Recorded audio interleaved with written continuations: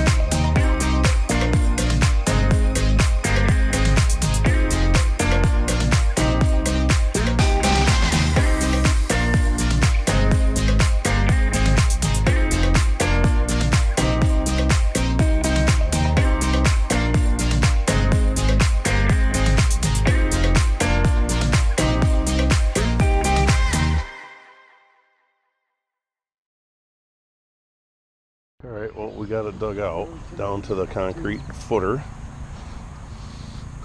And we're gonna put a form in here and pour some concrete to level it out. And then we're gonna lay blocks on it to bring it up to grade. Backfill with stone and soil, and we're good. So we're gonna go get the trailer now and get some stuff that we need.